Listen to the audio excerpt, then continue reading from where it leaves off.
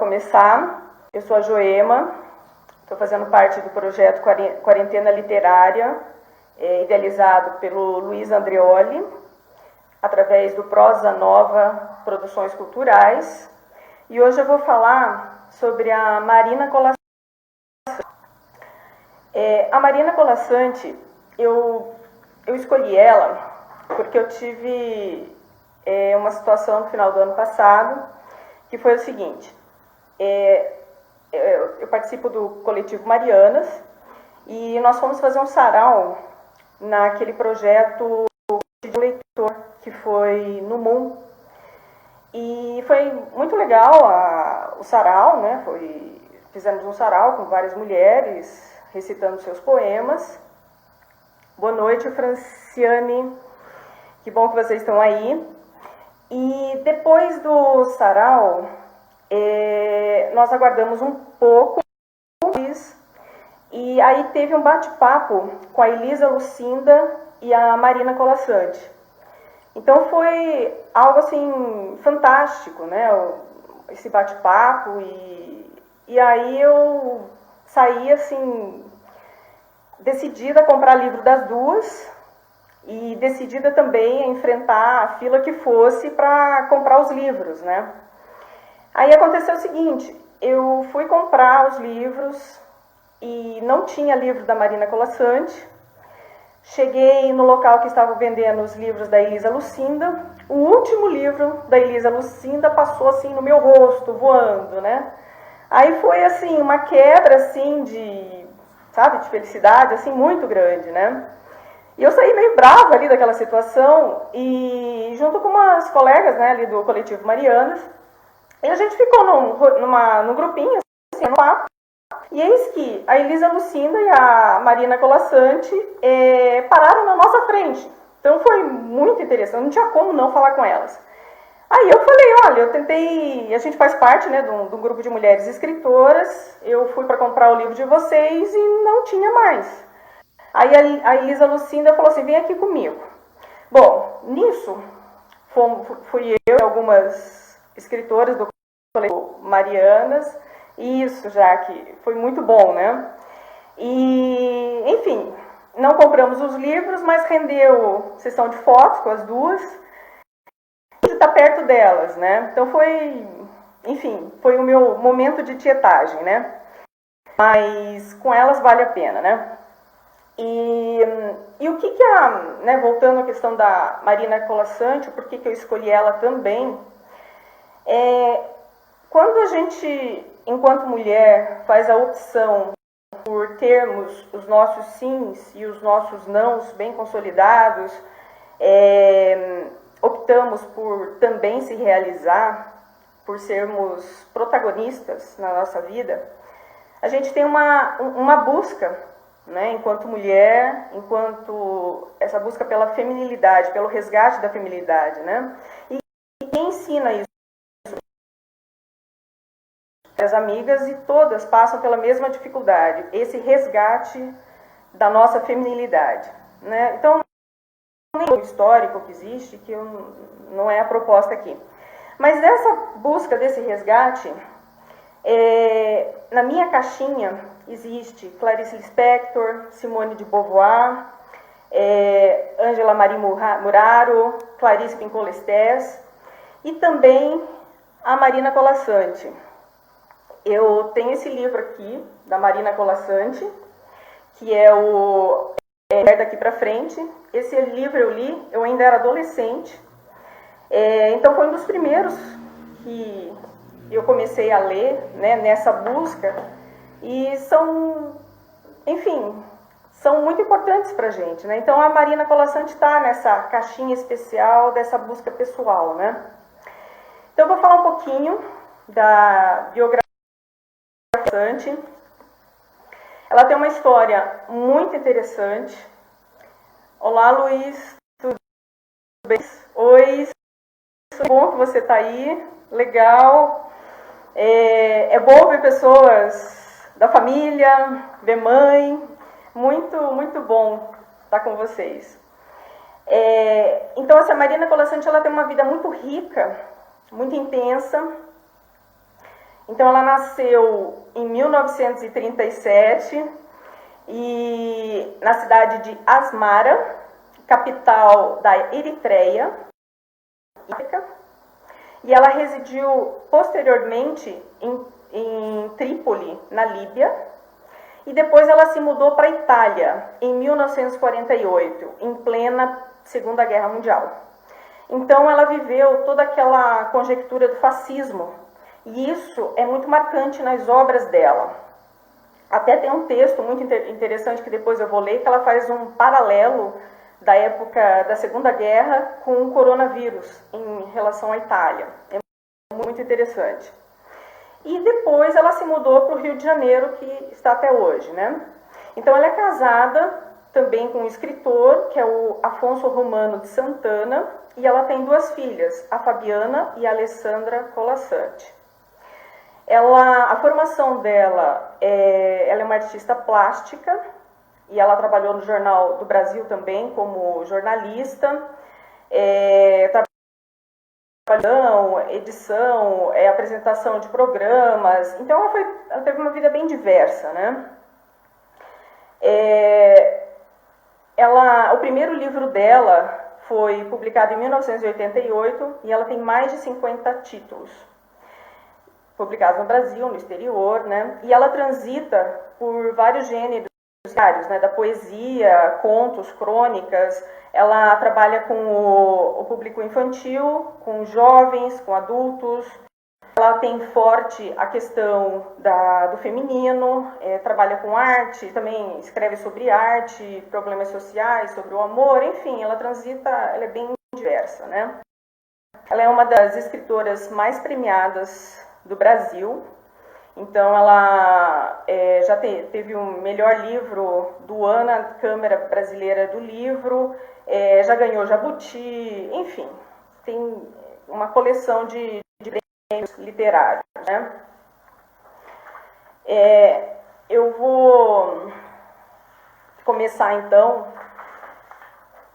por aquele texto que eu comentei, que ela faz um paralelo, como é um tema extremamente atual, que ela faz esse paralelo do fascismo com a... Então eu vou ler um trechinho. E ela tem o site dela e ela tem postagens periódicas nesse site. E essas postagens, né, chama-se Manda Lembranças. E essa postagem foi numa quinta-feira, do dia 19 de março de 2020, então é super atual. Então ela faz esse paralelo do fascismo com o coronavírus. Ela coloca assim: vivemos tempos de pandemia, em que o respeito a si e aos outros casa a mente, antes sempre em meio ao torvelinho, constrói pontes entre o presente e o passado. Aí o texto, né, acontece e eu fiz alguns resumos desse texto, né? Então ela diz que na época lá do fascismo, lá na Itália, a família foram morar provisoriamente numa fábrica de botões de uma amiga da mãe dela. Depois, posteriormente, eles saíram dessa situação, desse local. Então ela coloca: embarcamos em um ônibus de aspecto precário, com nossas modestíssimas posses postas numa ou duas que nos seriam entregues somente na chegada. E aí vem: chegamos em Bergamo, cidade mais atingida pelo coronavírus, noite adiantada. Eu estava tão cansada que sequer lembro de ter visto a cidade destroçada pelos bombardeios. O ônibus parou num depósito ou estacionamento qualquer. Os passageiros foram transferidos para um hotel. A ideia de hotel não se aplica. Tratava-se mais bem da espelunca disponível, onde fomos, mãe, 2 filhos e a prima, instalados no mesmo quarto com uma única cama. Havia sido a tinta preta, que, durante a guerra, permitia acender a luz sem que houvesse vazamento. Sequer jantamos. Imagino que tenhamos comido algo próximo do sanduíche. Eram tempos em que não se reclamava da comida. Lembro isso sim, claramente, que ao levantar o lençol, a cama fervilhava de percevejos. Minha mãe tapou os bichos com a colcha. Ninguém tirou a roupa. Dormimos vestido como estávamos. Nunca mais voltei a Bergamo, a não ser hoje, levada pelo Covid-19. Não reconheci na cidade que a televisão me mostrou, aquela que nem cheguei a ver realmente. Mas o nome é tão íntimo meu, como se tivesse passado ali muito mais que uma noite na cama povoada de percevejos. Tudo voltou. Acabávamos de sair de uma peste, o coração em plena primavera. Agora enfrentamos outra, mas o teimoso verdeja. Eu achei muito forte esse texto. E tem um poema, num livro também que eu tenho dela, que também ilustra esse cenário de guerra, né? Então tem vários elementos desse momento que ela viveu no que ela escreve, né? Chama Tempos de Medo. Durante a guerra, no hotel em que morei, ouvíamos rádio na sala de venezianas fechadas e longo pano verde sobre a mesa. Mas era rádio Londres e havia sempre o perigo da polícia. Do lado de fora, gente juntava diante da janela para ouvir a voz vinda do inimigo. Do lado de dentro, eu me escondia debaixo da mesa, criança a salvo no útero de um pano verde.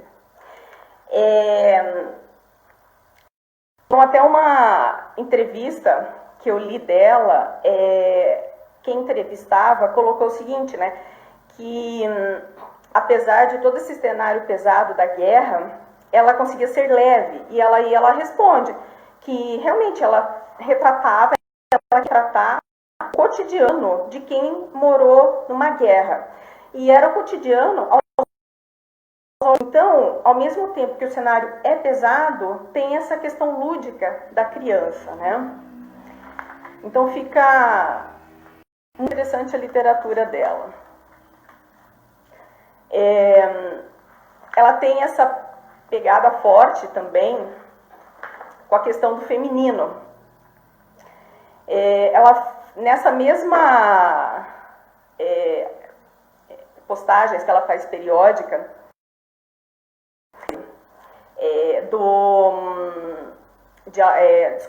da Viradouro, que representou as sereias.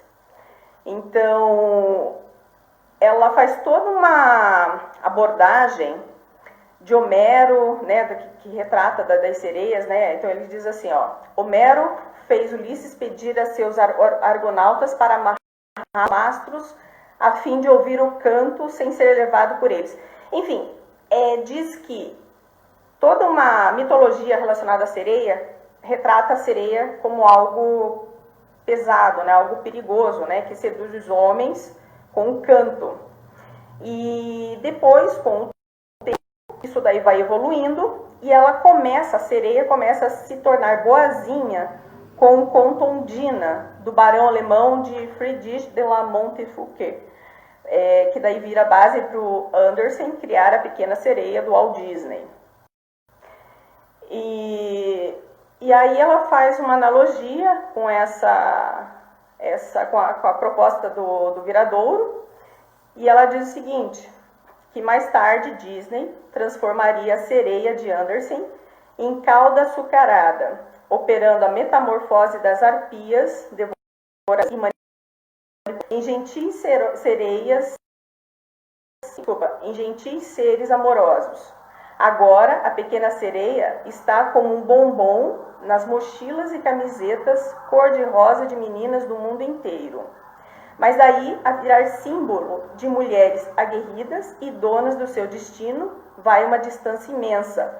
Quesito estético, abre elas da Viradouro, nota 1000. Quesito simbólico, nota 0. Ainda bem que quase ninguém reparou.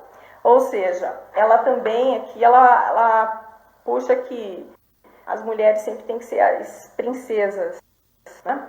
Então, essa busca pelo feminino É algo ainda que vai um tempo para entrar na sociedade, que uma mulher menstrua, que uma mulher passa por várias,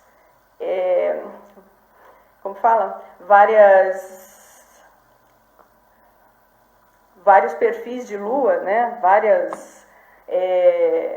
Então, nós não somos só princesa, né? Nós somos mulheres que também têm opinião própria, que somos ruim, temos luz e sombra, e não dá só para atender um padrão de agradar sempre, né? Temos os nossos próprios objetivos, enfim, somos sereias que se levam para o fundo, né? Então, ela quebra esse mito de mulher boazinha. Nesse livro aqui também, que eu comentei, que eu li na minha adolescência, tem um texto muito interessante que também vai nessa pegada da Marina enquanto feminista, né? Fortalecer a mulher. Tudo bem, Vanessa? Ela coloca assim, ela separa em capítulo, e esse capítulo aqui que está, esse texto, chama O Direito de Mulher, o Direito de Mudar de Opinião. Então ela faz uma discussão aqui, ó. Quem pretende uma felicidade e uma sabedoria constante deveria acomodar-se a frequentes mudanças. Dizia Confúcio, o problema é que às vezes, embora pretendendo a felicidade, não queremos nos adaptar. Duvido, por exemplo, que o gênio Confúcio, machista convicto, que definia a mulher como um homem inferior e que estabeleceu um violento esquema de dominação da mulher na China, conseguisse aceitar colocações mais feministas, as mesmas que hoje estão criando uma modificação radical de comportamento. Isso, obrigada. Exato, me fugiu. As facetas da lua, né? Então, nós somos luas crescentes, lua minguante, lua cheia, lua nova, visita por tudo isso ao longo do nosso ciclo mensal. Muito obrigada, Etel.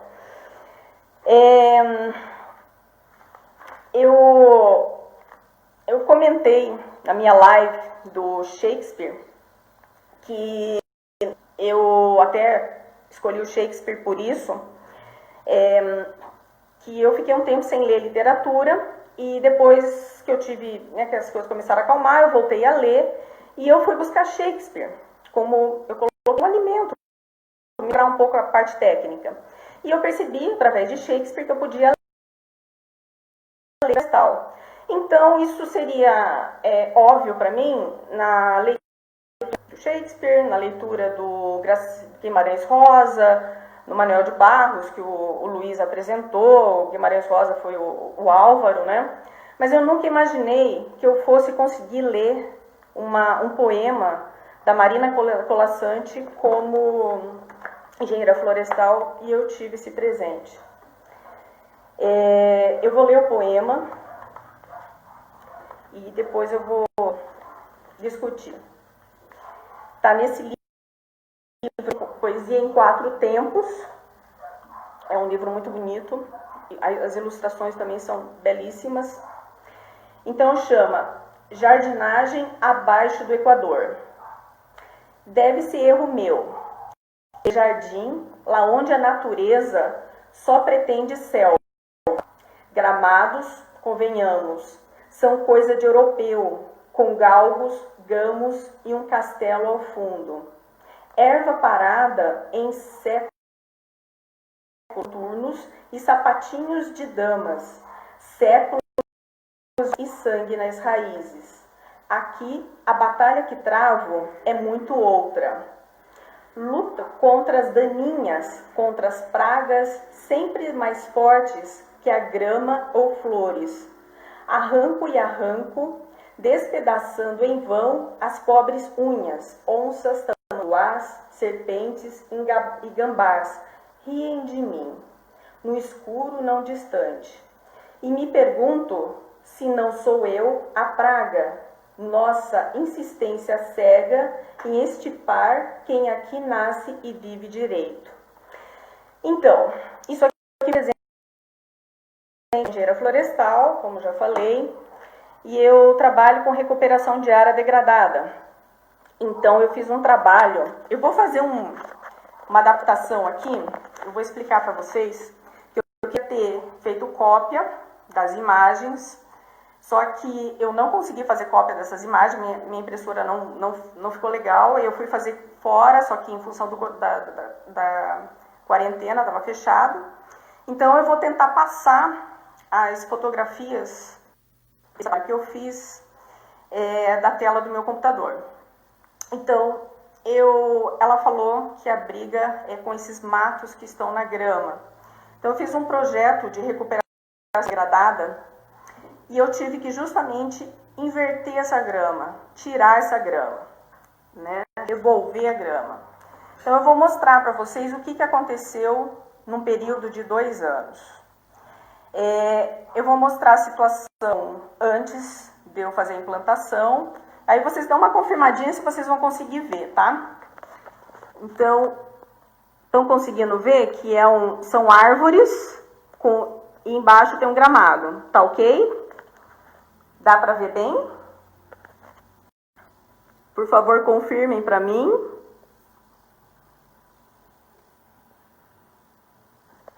Conseguem verificar que são árvores gramados? Ótimo, obrigada. Aí o que aconteceu?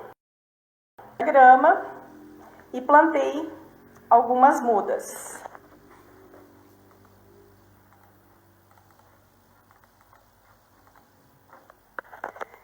Então foi isso aqui, olha. Essa foto não está muito boa, mas dá para perceber que a grama foi mexida e foram colocadas algumas mudas. Depois disso, 2 anos depois, então aqui as mudas, né, colocar com a grama mexida. Depois disso, foi feito todo um monitoramento e olha o que virou depois de 2 anos. No poema, ela diz assim: luta contra as daninhas, contra as pragas, sempre mais fortes que a grama ou flores.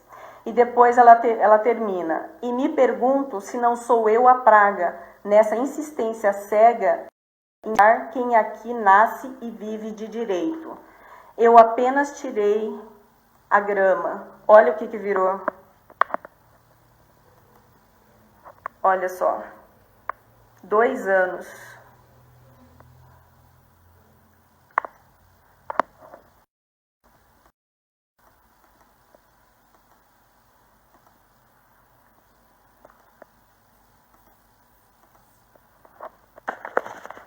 Foi possível observar.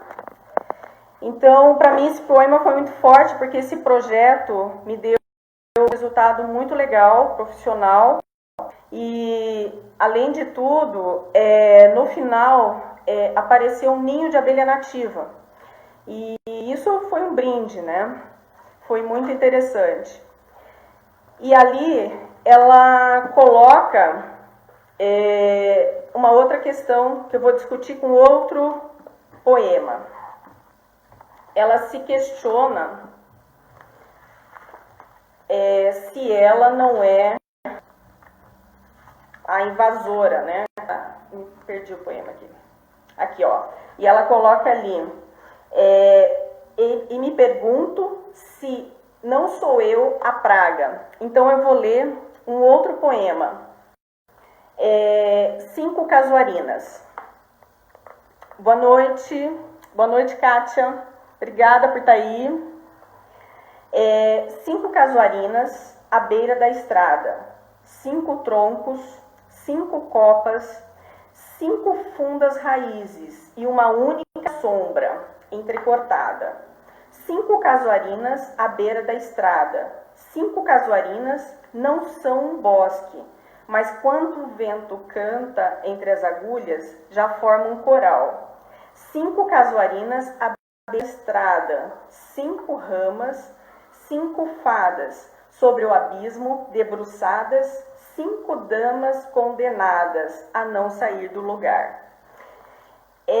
Vou fazer uma análise técnica também. As casuarinas, elas são uma espécie que não são nativas do Brasil, e elas são nativas de Bornéu, do Vietnã, Oceania, então elas não são daqui. E elas foram introduzidas por seres humanos aqui no Brasil, e elas se tornaram espécies exóticas invasoras na região do litoral, não só brasileiro, mas de toda a região tropical e subtropical. Então elas são, entre aspas, um problema. Eu mudei minha visão sobre a questão de espécies exóticas invasoras porque elas são vítimas também de uma alteração antrópica. E outra coisa, elas acontecem nessa região tropical e subtropical. Como a Marina Colasanti colocou, eu me questiono se eu não sou invasora. Nós temos seres humanos no nível médio dos mares, abaixo do nível médio dos mares, acima dos patamares altomontanos. Nós temos em desertos gélidos, em desertos secos, morando em castelos, morando no lixo. Nós temos seres humanos em qualquer tipo de ambiente. Então, quem são os invasores, né? Então, enfim, da Marina Colasanti me trouxeram algumas coisas da minha profissão. Tem um outro poema aqui também, Dai de beber a quem? A água que toma a flora do chão, não escorre em regato, eu a resgato de um vidro a um outro vidro, prisioneira que estava, trancada como um gênio na garrafa, esqueço as fontes, oblitero os poços, em busca d'água vou, sem mãos em concha ou cântaro, água com aditivo, grife, assinalada em código de barras, que colho na gôndola e pago na saída com cartão.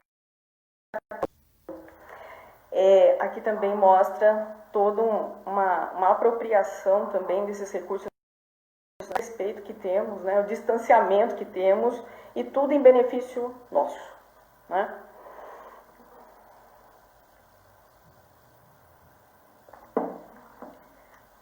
A leitura de cada um. É bem isso, Priscila. Conforme você chamou a atenção, quem lê a Marina Colasanti, quem lê Helena Collodi, enfim, vai mudar de pessoa para pessoa. Cada pessoa tem uma leitura. E é isso que fica lindo, né? É isso que torna empolgante cada poema. E outra coisa que aconteceu de curioso, esse poema que eu li, que eu achei fantástico, porque, como eu falei, esse projeto que eu fiz, foi muito legal, assim, o retorno que eu tive, né? E, de repente, encontrar um poema que eu consigo olhar para esse poema e ver o meu projeto. Aconteceu assim, livro, e eu li o livro, né? Aquela ânsia de ler o livro, né? E depois, fazendo a busca para apresentar a live, esse poema apareceu de novo. Aí que eu vi esse poema com tudo que ele me trazia. Ou seja, bem, cada pessoa tem uma leitura e assim, além dessa leitura, nós não temos como ler um poema só com a cabeça. Nós temos que ler o poema inteiro. Então, a gente tem que estar centrada naquele poema, né? Oi, Daniele. Oi, Renata. Obrigada. Muito boa observação. Até que ponto as exóticas são tão invasoras? Estamos invadindo tantos lugares. Isso, minha amiga.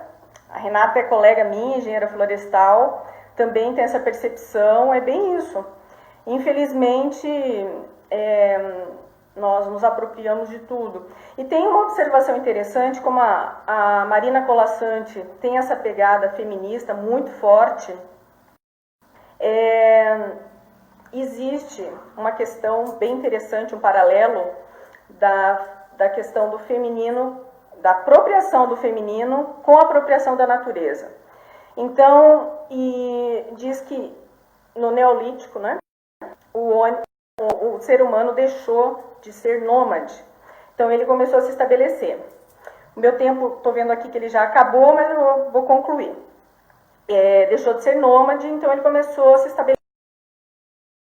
Então ele começou a ter a sua casa, a sua família, o seu jardim, né, o seu gramado, o seu cultivo, os seus animais de estimação. Então, nesse momento, ele começa a domesticar as plantas selvagens, ele começa a domesticar os animais selvagens também, as plantas, os animais, e começa a se apropriar também da mulher. Então, tudo acontece aí nesse conceito de propriedade. E é que esse mundo que nós conhecemos hoje está configurado, né? Uma coisa muito interessante também, que eu vou colocar, o Luiz Leprevot, ele falou sobre o Manuel de Barros. Eu não vou lembrar o poema. Luiz, se você puder resgatar esse poema para mim, eu vou agradecer. Ele de uma pessoa que era tão relacionada com árvore que até o Manuel de Barros diz que tinha que fazer um verbo, árvore, alguma coisa assim, eu não vou lembrar direito, para aquela pessoa, né? E a relação que nós, de verbo e substantivo com a natureza é eu mato, mato, né? É um negócio pesado, então relaciona mato com mato, sabe? Fica um negócio muito agressivo. Então fica aquela coisa no subconsciente de que tem que matar o mato, sempre tem que botar grama em cima do mato. Mato é sujeira, tem que varrer sempre a folhinha que cai das árvores, entrar numa ciclagem de nutrientes, tem que varrer porque é sujeira. Então são vários conceitos que estão aí na sociedade que enfim, deturpam, né, a vida, né? Acho que o conceito de vida mesmo. Passaram 2 minutinhos, eu vou ler mais um poema da Marina Colasanti aqui para a gente terminar de uma forma mais gostosa. Tem aqui, a todos igualmente. Aquele homem tinha um zoológico no armário. Um dia, no almoço, trouxe elefantes no peito, até a cintura. No outro, girafas rodeavam-lhe o pescoço. Houve joaninhos e macacos. A todos ignorava, embora os escolhesse com cuidado. E sem olhar-lhes pelo ou pena, sem deter-se em seus nomes, a todos igualmente chamava gravatas. Enfim, lua de mel em Veneza. Na mesa à minha esquerda, as 2 americanas remexem nos pratos, com medo da comida, medo do garçom que canta, medo do vinho, do sol, da fala de na mesa, as alianças do casal brasileiro brilham novas, a gomalina no cabelo dele brilha, antiga. Os olhos não se buscam, embora as mãos se toquem. Por cima da toalha, e em pleno meio-dia, a lua não é de mel. Começa em quarto minguante um longo silêncio conjugal. Acho os mini-contos, adoro os mini-contos da Marina Colasanti, são lindos. E eu falei também que ela tem a página, o site dela, e ela faz postagens periódicas, que chama Marina Manda Lembranças. É como se fossem mini-crônicas, é bem legal. Que interessante essa associação que tu fazes, lindo, parabéns. Muito embora eu não tenha ouvido tudo, já gostei. Que bom, obrigada. Obrigada, Daniele. Então, alguém tem mais alguma questão? O meu horário já estourou um pouquinho. Se alguém quiser colocar mais alguma coisa, eu vou encerrando. Marina é ótima. Obrigada. E eu uso a página, eu achei bem legal. Gostei bastante. É bem interessante, sim. Dá para conhecer bem. Obrigada, Soninha. Obrigada. E uma coisa que eu gostei, infelizmente não tem tempo, As entrevistas com ela também são deliciosas, assim, ela é uma pessoa muito interessante. Quem quiser conhecer um pouquinho mais, fazer uma busca na internet, assim, para dar uma lida nessas entrevistas dela. Ela é fantástica, Álvaro. Isso, eu vi tua foto com ela. Obrigada, Jefferson. Então tá, acho que eu vou iniciar agora. Olá, Mavi. Que bom que apareceu.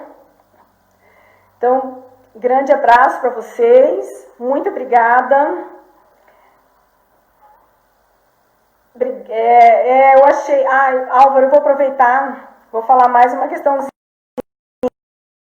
Quando eu tive esse rápido contato com ela, ela é muito jovial. Apesar da idade, ela é bem jovial. Assim, até ela fala que ela se surpreendeu quando ela chegou numa idade avançada, que ela esperava ficar velha, mas de repente ela encontra criança, ela encontra jovem, ela encontra adulta e encontra senhora também. Ai, Luiz, perdi o que você escreveu ali. Abraço, Etel. Adorei as considerações com a temática da natureza. Obrigada, Severo. Legal, Carlos. Obrigada, minha amiga Renata. Valeu, pessoal. Beijo para vocês. Até a próxima.